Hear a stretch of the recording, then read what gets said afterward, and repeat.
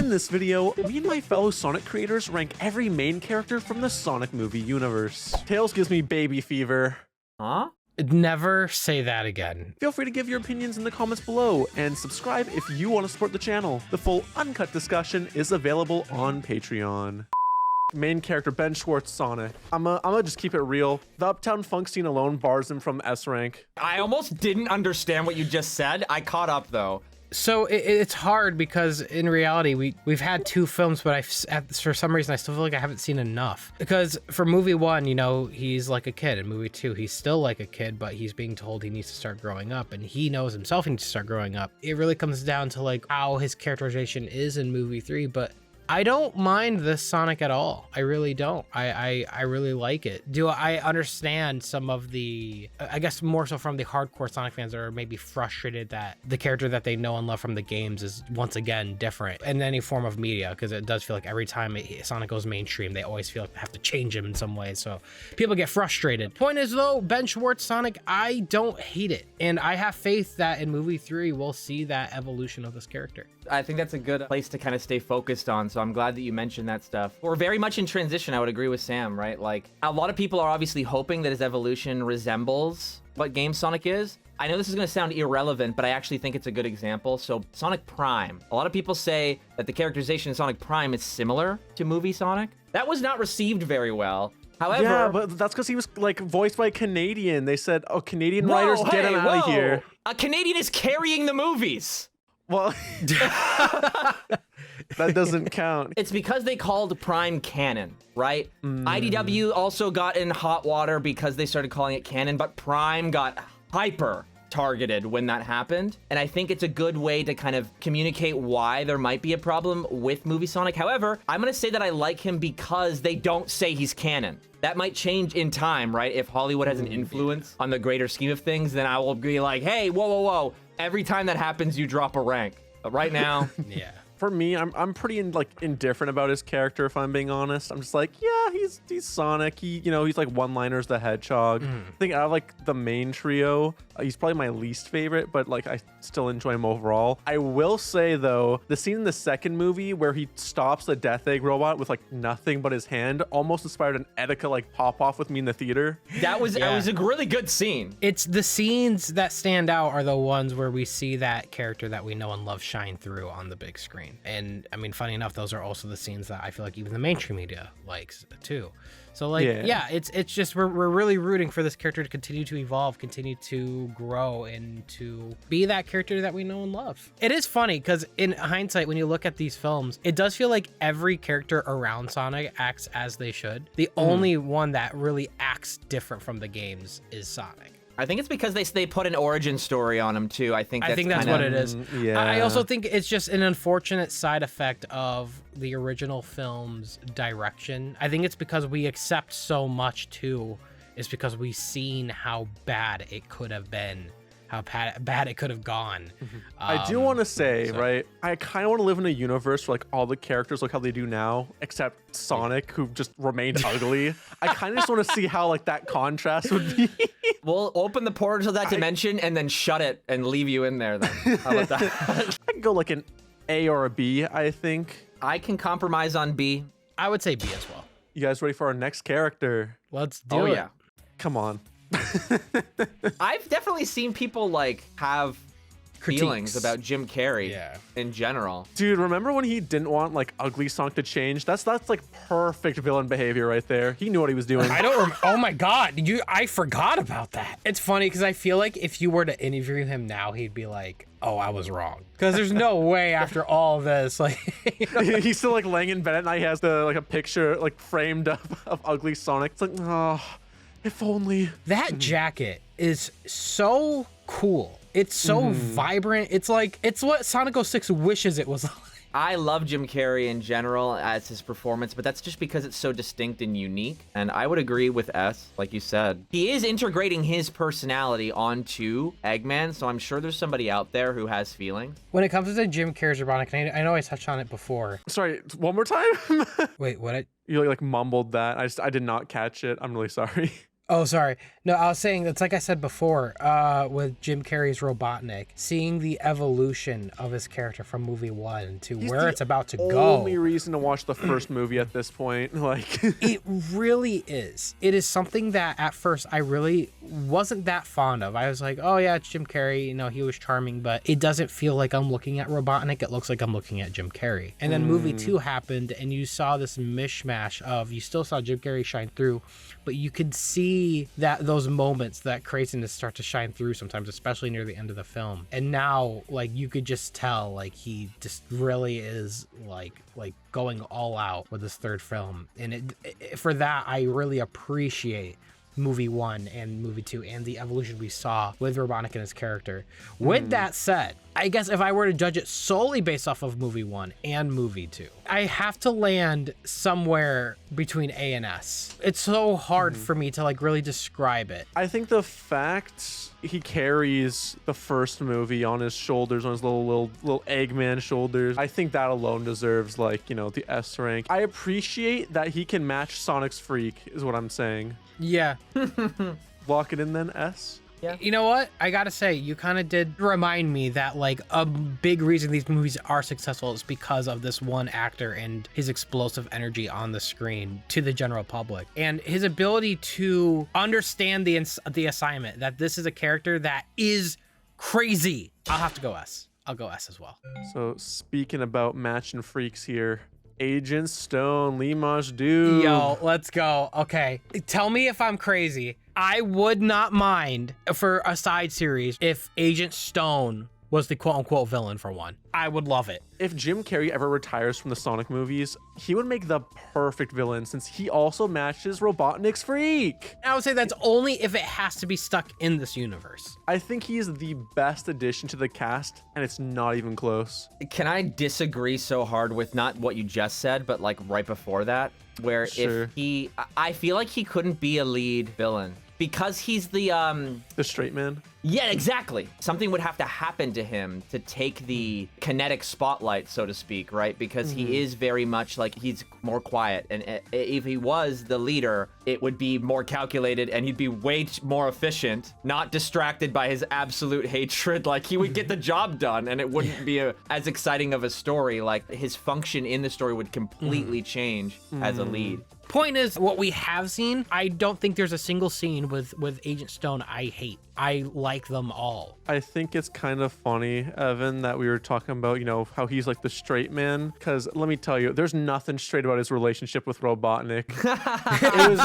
Because he functions as basically Robotnik's tails, there's a lot we don't know because they're underutilized. But I agree with you guys that the character's so enjoyable, so now it just makes me ask, like, I really hope I do see more. Personally, for me, he's like an S rank, but I could also do A. I don't want people to watch this video focus too hard on the ranks either, by the way. I'm just gonna be real nice here. I'll be devil's advocate. I'm gonna go S here. I don't think I've once really complained about this character in any of my reviews either. There's just, out of all the human characters, I really like Agent Stone. I know it might seem like we're being generous with our rankings. Trust me, all downhill from here. But Agent Stone is personally an S for me. I love that guy. I agree with what you just said in the terms of, like, out of all the human characters, he's definitely like one of my favorites. I mean, obviously Robotnik is at the top, but I don't see anyone being higher than that. It's just, it happens to be A for me. It's time to move on to our good pal. I was looking at his socks over here. It looked like it said Sonic, and I'm in that movie Sonic. You're in the movie Sonic? Yeah. I heard that was not a good movie. Tom Wachowski. I'm glad the sheriff part has become less important over time and that he's just Sonic's babysitter. Well, when you think about it, the story is about him choosing to not be a cop as we know it. Like, he's just the, like, town sheriff. He wanted to help someone in a crisis. That was just his life's goal, his drive, and Sonic filled that gap. I'm glad that it's not prominent anymore and that it truly proves it was a plot device for us to go somewhere else. You know, in movie 1, it felt like, you know, his character was kind of forced to be with Sonic in a way. For movie 2, the fact that they had no problems kind of having to write this character into a completely separate state of the entire time. Now, that's not to say that's like a bad thing. Like, I'm not saying this character shouldn't exist at all. You know, I don't hate Tom or Donut Lord. I think it just comes down to, yeah, like how much screen time you have and how important you are to the plot, and whether your inclusion into the plot acts as like a ball and chain. And I think the way movie 2 handled it for this character, kind of having to write that he's just over here and he's still somewhat integral to the plot near the end, I have no problems with this character so far. No major problems. It kind of awoke something in me when he punched Jim Carrey in the face. That was cool too. I did like that. I also love this scene in the third Sonic movie when Shadow dies and Tom starts singing Imagine to Sonic and his friends. Imagine all the people. What are we looking at? That was a great scene in my opinion. Why? That was really progressive. I think that was necessary. It's like, I guess if Sonic is a kid and he needs to have a parent, like a guardian type person, and they had a human, I mean, Tom is one that, you know, he could have very easily been a human I found annoying, or one that I found really held back the movies, but I never really felt that way. Thank God it wasn't Chris Pratt. Yeah, thank God it wasn't Chris Pratt. I think that the criticisms towards Sonic's character are just directly linked to this character. Like, because they're designed to be next to each other, I think because of how they function in the narrative and even their arcs throughout multiple movies, I feel like it's always going to be the same points brought up, right? Like, I think it's just what, like you said, right? Tom being Sonic's parent. Like, the fact that Sonic has a parent at all is what people's problem is with the goal of movie Sonic as a character. Yeah. But it's very intentional. So I can appreciate it, but this is one of those things where it's like, if they just go, oh, this is canon now, then it changes everything. But now that it's a separate thing, I can appreciate it as what it's doing for this story, and it's very effective, and it's helping sell Sonic as that character who needs that role model and needs to go on that journey. But that means that it all hinges on the third film.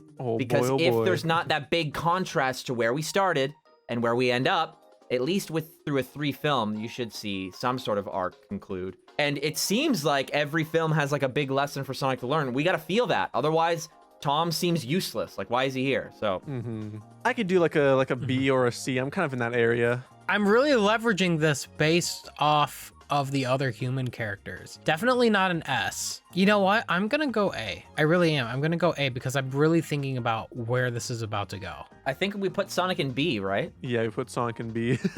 I'll put Tom right with Sonic. I don't enjoy one more than the other. Like, I'll bring Tom to B. Yeah, You're right. I should James Marsden, get your ass down there to B. Speaking of characters and parental figures in Sonic's life, Tika Sumpter as Maddie. For every Sonic movie project she's been in, and that includes like the Knuckles show, I have such little to say about her character. Yeah, there's not a lot there. Like, the moment you mentioned, I was like, I should probably just go A almost immediately, because there's nothing inherently wrong, but there's nothing that's really shined. I guess when you think about her character coming through would be Knuckles, but it was for such a short time when Knuckles was eating Doritos, and then she grounded Knuckles. So she's Sonic's babysitter when they can't afford James Marsden. She's very supportive of Tom, and that is endearing. I'll say that much, and I like that about her character. Like, I can feel you like scraping through like the bucket of what to say. I really am. I mean, genuinely, what do you say? All I can really say about Maddie is not technically about Maddie, but it's about Tika Sumpter in general. I find that when watching the marketing interviews, Tika Sumpter is like the best cheerleader out of the entire cast. I don't know why, but every interview is just, you know, when you can just tell somebody's just like actually going off the cuff, but genuinely loves being a part of the cast. Like, through Tika Sumpter's interviews, that is how I know with absolute certainty, for some reason, that on set, it's an enjoyable experience. Like, it's just, it has to be, and maybe it's because of her. Maybe that's where it comes from. I don't know. And that does translate through her performance, right? She seems to really love being part of this world and is excited to participate. But like Sam said, there really isn't much else. I think to make her more interesting, have Gun kill Ozzy and then have that be like her villain origin story. Oh God, no. It wouldn't just be Maddie if Ozzy gets killed. It would be all of us. I know, but hey, at least she'd stand out more.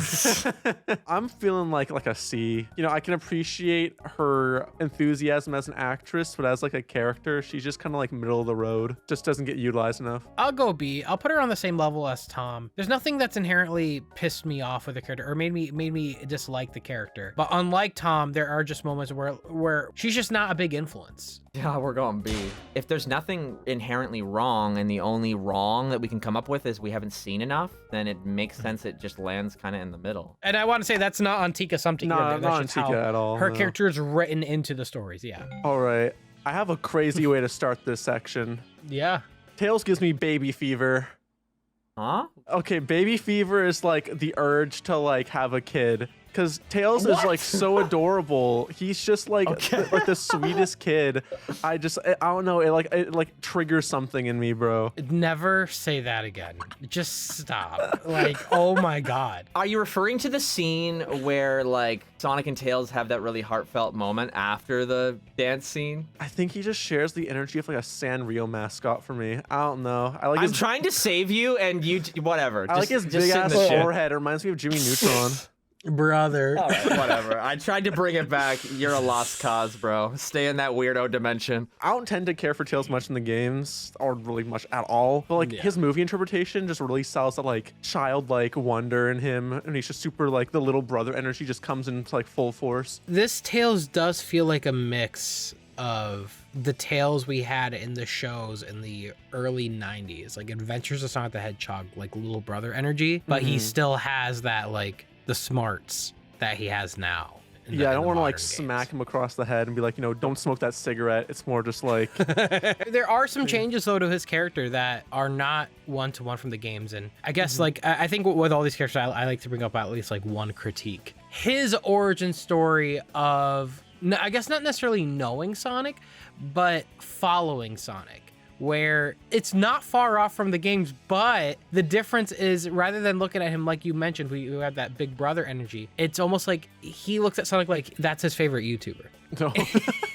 And it's like a very weird change. I remember movie 2 where he was just like, only Sonic the Hedgehog kid blank. And it's like, I mean, I guess you could qualify it as nitpicking. It's not a big deal. It's just something to mention that is a change compared to the games. I can't believe Sonic is playing into parasocial relationships. That's crazy. I feel like it's just in general nice to see Sonic and Tails meet. Everything they've kind of done is stuff we've seen in different media before with Tails, right? Like Tails looking up to Sonic as a role model. Tails' development is gonna have a hard time going anywhere if Sonic's doesn't go anywhere. If he continues to do like the gushing about him and treating him like his favorite YouTuber, like Sam said, that's gonna get old really fast. It's endearing at the start, but like when they've known each other for a while, which Like, come on, little bro. gonna do. Like, grow up.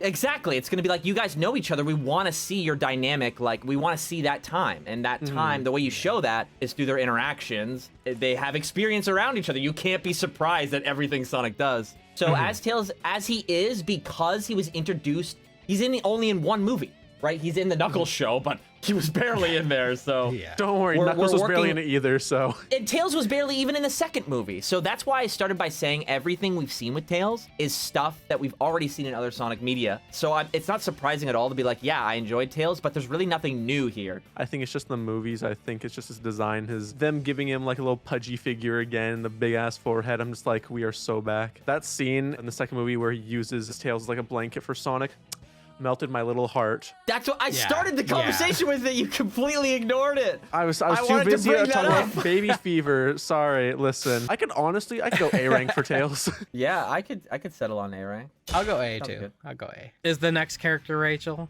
Can you imagine?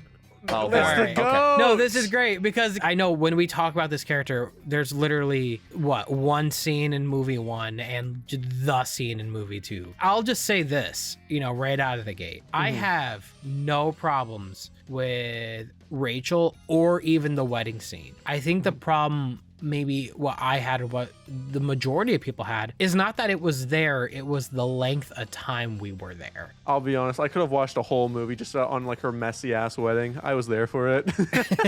I would love to see her character partnered with Randall and see where that goes. And I think there's something entertaining there that'll be harmless. It'll be fun. It'll be entertaining. Now that she's in Gun, I would not be surprised if her body count was in the hundreds, bro. She's mowing down like people left and right, God. bro. I think where the flaws come out with this character is actually mainly movie 1, because a lot of the hatred she had toward Tom didn't really feel warranted. It felt honestly a little weird. Because she wanted Chris Pratt, and then it's like surprise James Marsden. She went, yeah. It definitely felt unwarranted, and I even remember too, like even in the theater, kind of rolling my eyes. But that the anger towards Tom becomes warranted in movie 2 based off of what happened in movie 1, so that anger becomes warranted. I still like Agent Stone better, but like I feel like every opportunity she was given, she shined really well. And the kind of like not really issue that Sam brought up, I thought about it as he was saying it, and I'm like, I don't actually know if there was any other way to do that better, because you need to simultaneously sell Tom on the audience that he's a good guy. But I think the joke they were going for was like, oh my god, all this crazy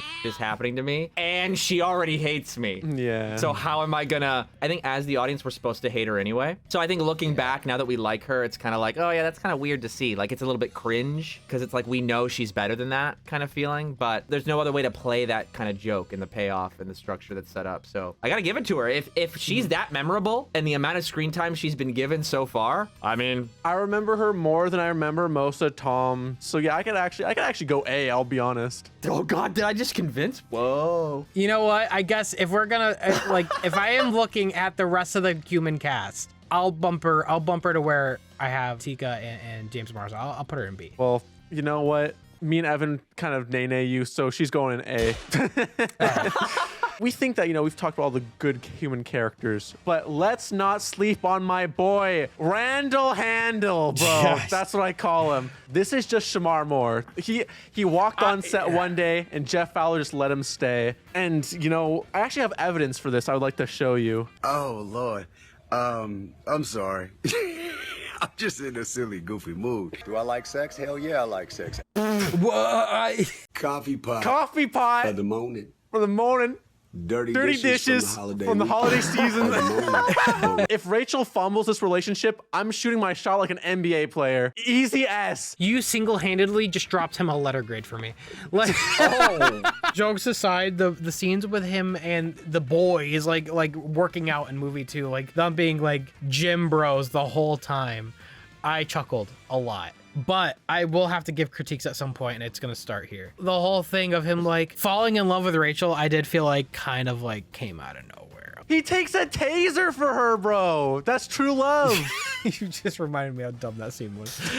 I'm so cold. You're laying on ice cubes, bro. When he was there, which narratively where he's like, no, I really do love you. Okay, I wish we kind of saw like a moment of realization for him. A little bit more than when he was talking to Olive Garden guy. It sounds like what you're saying, Sam, is like there's an overabundance on the comedic aspect of the relationship. So when they have to be sincere, it's like honestly, nothing. that is kind of it, because I do feel like when it comes to him and Rachel, I could see really hilarious scenes, even more scenes like happening, and I don't mind them just kind of staying in that. You know what I mean? Mm-hmm. Which is a sign that he doesn't have as much potential as the other characters. It's just one of those things we haven't seen enough. I find him enjoyable in the scenes where things are taken more seriously. It's like, eh. Where are you rating him? Because I'm going S straight up. What the I'm just gonna put him in B. I guess we're going B because I'm feeling C because I think Maddie and Tom can do like serious stuff and funny stuff. Yeah, I'll go C. I'll meet you there, Evan. We'll go C. Where we're not meeting Wallace and S.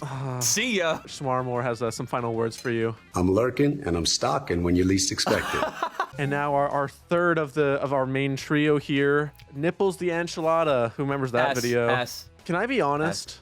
No, Yeah. No, you can't. Shut Yes, up. I can. Sam. I'm an honest boy. This is the best portrayal of Knuckles in any Sonic media, point blank. Holy shit. I thought you were going to disagree with me because I said that. I've always been kind of like, oh, Knuckles, like, I've been indifferent about him. But the Sonic movies made me, like, fall in love with this character. I think he's probably my second favorite character in the entire movie franchise. I am inclined to agree with you.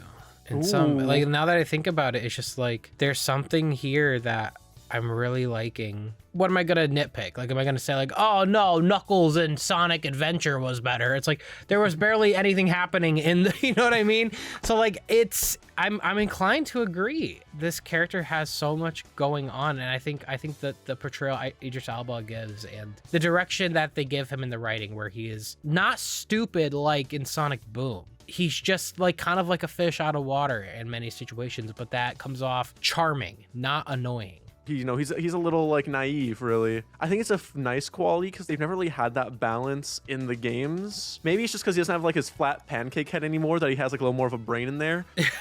The lack of Knuckles in his own show, almost as tragic as half the shit come out of Wendy Whipple's mouth. That's all I'm saying. I really like Knuckles, and the problem with the show is just that there just wasn't enough of it, and what is there is really cool. And I want to see more of it, and we just weren't given enough. And by virtue, when all these other characters are on screen for an extended period of time, it makes that anger get directed toward those side characters. When I really want Knuckles, because Knuckles is really good, really cool. Even in his own shows, the clips where he is on screen, those are my favorite clips. That's why I like episode 1, episode 2 of Knuckles the most. I think it's just in general really tricky to have a character that is serious, but is taken as humorous, and depending on the context, right? Like, from Knuckles' point of view, he is super consistent. Like, he is always just like on the same mission, but the scenario he's in, it makes it wildly unfold differently. But it's very easy to simplify that and just do like a dumb person joke and write it incorrectly. Like, you lean too far into the dumb, you lean too far into the serious. This Knuckles feels very real, and I think it's because this proves that he's a hard character to write. But at the Hollywood level, this character shines. Unfortunately, Hollywood also comes with the consequence of the title character being greatly affected by the celebrities that they cast. But Idris Elba is playing Knuckles, and there's a Hollywood quality writer going, let's do Knuckles correctly. And the fact that Paramount even found it worth it to make a show about the character who sells the least amount of merchandise is wild. That's just goes to show just how powerful or how important these films are, though, too, because I still remember the movie 2 trailer when Knuckles stops Sonic when he spin dashes at him, and seeing the reactions from that, and it just it like awakened this love for this character that hasn't been seen in so long. Because I was working at a school at the time of the Sonic movie 2, Knuckles went from being called Red Sonic to Knuckles. The last thing I'll say is when it comes to movie Knuckles, trust him with my life, but I simultaneously never want to be in a situation which requires me to, because he will put me in a hospital no matter the outcome. S rank easy. I would give Knuckles S. Wait, what about you, Evan? Oh, I started with that, guys. I went S from the very beginning. Wallace, I'm hearing a third voice here. Wallace, who is Oh my God, shut the Wade Whipple. We're now getting to... I want to point out, he has not been in any marketing material whatsoever for the third movie. Oh my God. He looks like he's hearing what you're saying. I do not hate Wade's character in movie 1 or movie 2. I think when he is that side character cop who's a dunce, the scene that made me laugh was when he's like, Tom told him, just relax and do this, do this, do this. He goes, what was the first thing you told me to do? Relax. And he just sat there doing nothing. That is hilarious. I think he was strongest in movie 1. That was the peak of the character, but ever since, it's been a very slow decline since. Wade and Knuckles is a different Wade from the one in the movies. I don't hate Wade's character, but outside of the first 2 episodes, which mainly focus on Knuckles and Wade, and I didn't hate those, the moment they introduced everyone surrounding Wade, which I know we're going to go into, but Wade himself, it took a hit on his character, unfortunately. It really did. We've gotten this long and we haven't even said the line. Okay, guys, you have to say it in the count of 3. 1, 2, 3. The flames of disaster. I was hoping I wouldn't know it and I would say the wrong thing, but I was sad when I realized this man would have landed on Ellen back in like 2015 for that line alone. I'm gonna say this though, regarding him being a sheriff. He is so far the only human that actually shot a real gun in this universe. He shot at Dr. Eggman in the last scene of movie 1 with a real ass gun. It wasn't a taser, it wasn't a zapper, it was a 19 millimeter Glock. I really liked his scenes in movie 1 and some of the scenes in movie 2. I don't have a problem with his character in the movies. I am gonna go with C. I'm going C as well.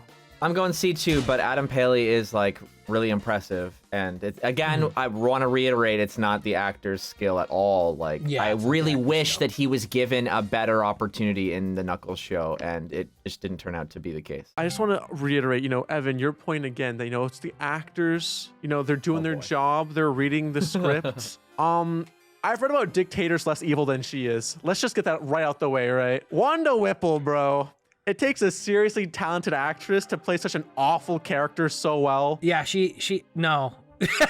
She would be number 1 on Guptill's worst female Sonic characters list, bro. I have a note here, and I want you to hear me out, okay? So, you know how with each Sonic movie, they've kind of like upped the ante, right? All right. All I'm saying, Wanda Whipple poses a bigger threat to the public safety than Robotnik. Yeah, she's literally in the FBI, and she is like a child. Were any jokes told at her expense? I think that's part of why I don't like her, because the concept of the dynamic of Wade having like a bully older sibling and like him always being like, oh man, like, come on, like setting up Wade for that is awesome. That's how I know I don't like this character, because like you're supposed to make every character likable to a degree, and it all goes to Wade. If some jokes came at Wanda's expense, then we would feel for Wanda. Yeah. And you can do both, and they don't do both. Yeah, easiest F of the day. Yeah, I'm sorry. Yeah. I will take your word on it that she is probably a great actor, but Speaking about great actors appearing in the Knuckles show, Pistol Pete, bro. I made the mistake, and I really say the mistake of watching the Knuckles show with one of my lady friends, and whenever Pistol Pete would appear, she would just moan. what the With that being said, Pistol Pete may be my bisexual awakening. Huh? I don't want you to talk anymore. This is my video. Shut the fuck up. No, genuinely, go ahead. I need more time. Now, is it biased that he plays like, our main sweet boy in The Princess Bride? Yes, absolutely. But you know what? If I had a kid like Wade Whipple, I would have gone to go bowling too. Like, yeah, you sacrifice some things for your passions. And I think bowling was the better investment. And when I saw this man's bowling ball had a teacup in it, I audibly went, hell yeah. That's all I have to say. The whole joke was just him being British, wasn't it? Oh yeah, Yeah. absolutely. The energy that they're trying to tap into is fun and playful, like in every one of these scenes. So Pistol Pete is surface level, clearly. And when I'm watching the Knuckles show, for me, every time Pistol Pete shows up, I'm in the state where I keep having to remind myself I'm watching the Knuckles show. Every time he's prominent, I'm like, this is a Sonic series show. Dude, every time he comes on screen for me, I have to worry, like, oh, my friend's gonna moan again. Like, at least Wade's greater family, like, has a second-hand kind of dynamic with Knuckles. But Pistol Pete, like, they're trying to sell us tension, right? They're going, oh my god, this character's important. Oh my god, he's an antagonist, I guess. Like, we don't give a we don't care. We're talking about this dad who was about to kill his ex-wife, his daughter, and his son. W. Like, what the f am I supposed to think of this? This is the Sonic universe? Dude, they had it coming. Did you see it? Like the dinner scene? What? I want them all gone. I would take Pistol Pete over any of his kids.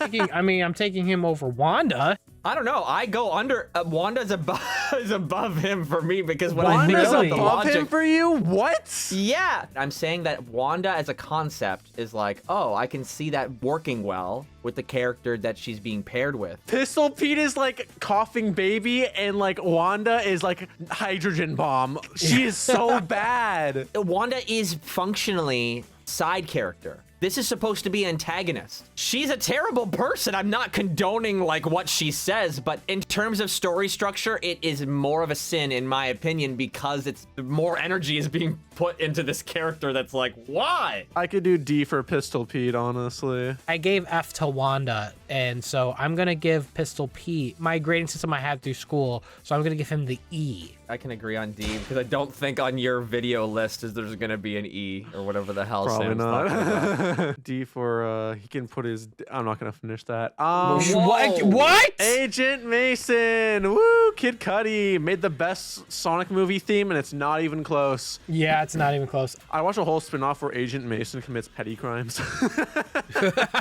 I would say out of all the new human character additions that the Knuckles show brought us, I think he is my favorite. You can tell he's passionate about his work with how badly he wants to kill Wade, and I respect that. He's a hardworking man. The scene calling his mom shows he has a soft side. It really humanizes his character, you know? I truly believe that even if you were given something that isn't inherently all that great, if you are passionate and you are excited to play the role, it will bleed through on the screen. And I could just feel it that he had fun.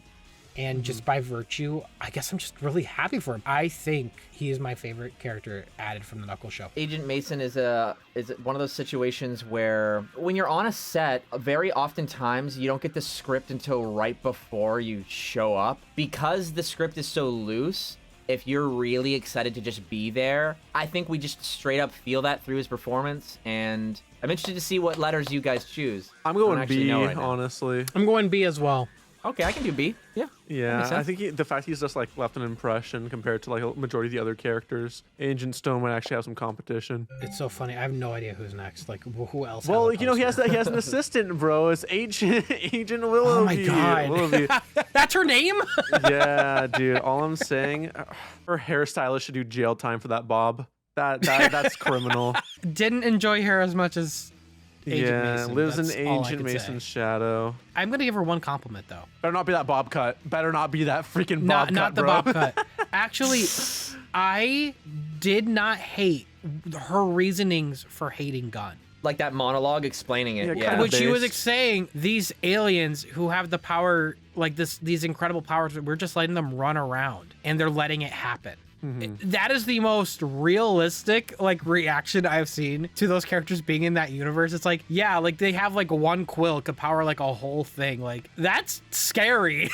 like somebody should do something about that. D for forgettable, but not like Yeah, For real, genuinely. there's not a lot to say. genuinely, There's not a lot to yeah. say. I don't think it's the actress's fault. Outshined though by the character that we just talked about too, which is sometimes the consequence, right? I guarantee you, she was the type of actress that showed up, memorized the script, is there to get the paycheck, which is fine and enjoys what they do, but is nothing compared to like the sheer passion and excitement that comes from somebody being like, oh my God, I'm a Sonic fan. Oh my God, I'm on set. Huh. Like that's just gonna affect so much, especially since the script is loose. we have our final character from the Who Knuckles else? universe. I don't even remember. Don't worry. My only note on this boy. character is whose kid is this? It's the buyer.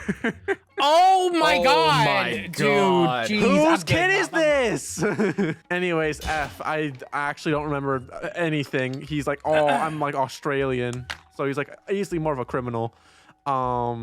Yeah, I can just move on. It was fun. Thank you for the video. I'm leaving. Bye. None of us have actually seen the third Sonic movie yet. This could be our last kind of like pre-watching ranking of two of our other main characters in the third movie. No boy. Okay. I mean, we have to save the big boy for last. Get that retention rate, Gerald, first of all. Can I just say, right? You guys have seen the Lorax, right?